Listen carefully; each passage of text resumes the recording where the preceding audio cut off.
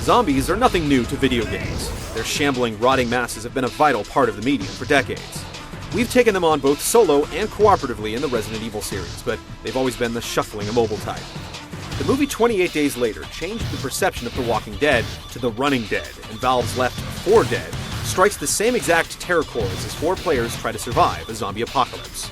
Does this Day of the Dead usher in a new dawn for cooperative games?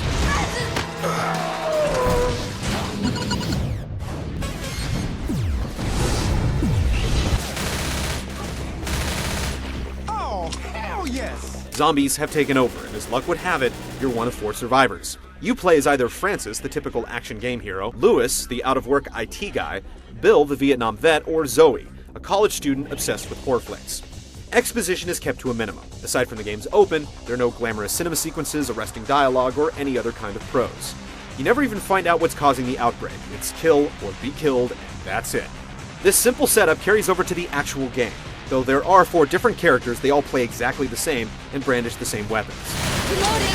The loadout isn't as extensive as we'd like, considering zombies are perfect gun fodder. You get handguns, machine guns, shotguns, sniper rifles, Molotov cocktails, and pipe bombs. The latter is especially fun because it'll attract hordes of the undead to it before detonating. Still, the game is just screaming for rocket launchers. The weapons are pretty limited, and so is the content. There are just 4 different levels to play through, with each one having 5 different sections to conquer. Each section begins and ends in a safe house where you can replenish ammo and health in preparation for the next battle. Okay! The chopper's coming! Each level concludes with a desperate stand as you wait for transport.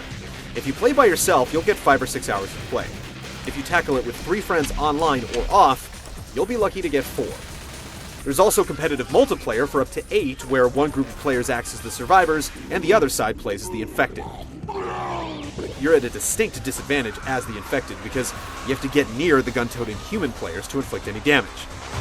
It takes a lot of coordination to be successful. You can play as the exploding boomer, the pouncing hunter, or the tongue-lashing smoker, and you're never locked onto the same one. It's fun when well coordinated, but incredibly frustrating when it's not.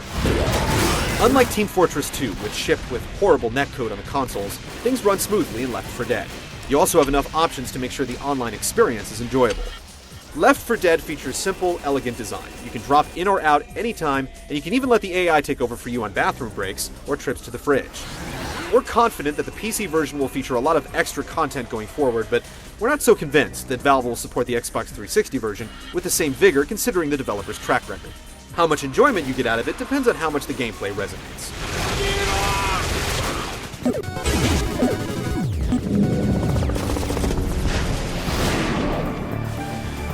As far as the shooting is concerned, Left 4 Dead is about as simple as it gets. You can crouch for increased accuracy or melee, but that's about as deep as it goes.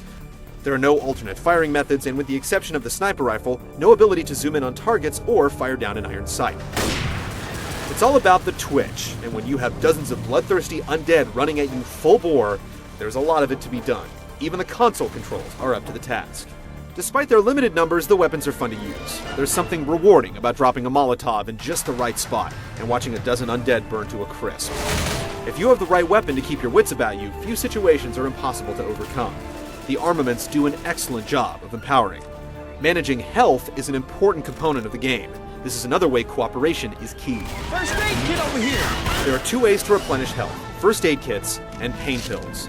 First aid kits restore 80% of your character's health, but there are only so many. The same goes for pain pills, which give you a 50% health boost that dwindles over time. Once they're gone, that's it, so playing with the greedy can definitely present a challenge. And their locations change with each play. Ammo here! If your health does hit rock bottom, you're incapacitated, and you'll have to wait for teammates to revive you. This can only happen twice before you're dead for good, and with enemies like the Smoker that can snare you with its tongue and hold you until you die, you're really reliant upon others for survival. If you've played online much, then you know that this can be both a good and bad thing.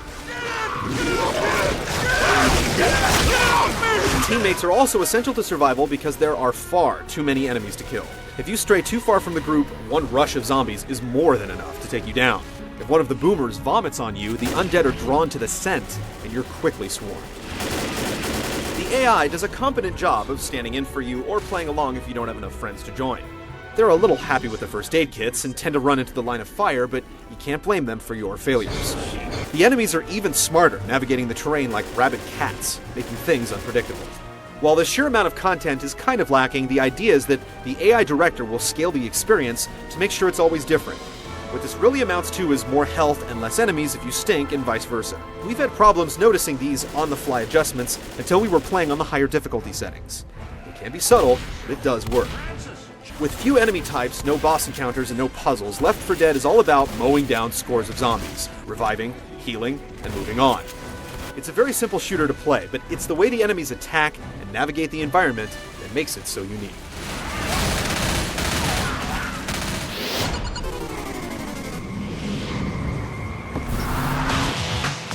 The Source engine has matured quite nicely on the PC. Despite its age, if you have a competently powered rig, the visuals are still in the same league as some of the platform's best. On the Xbox 360, it's a more pedestrian effort.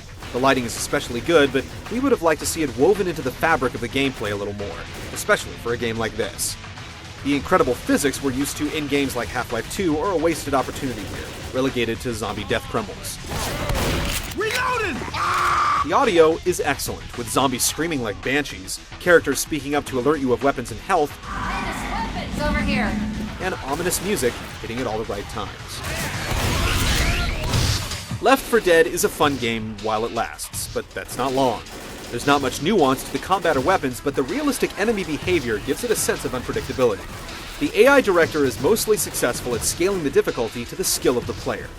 And this is one co-op game that actually forces you to cooperate. Some will find it refreshingly straightforward, others will find it repetitive, but everyone will have at least a few hours of fun just trying to survive.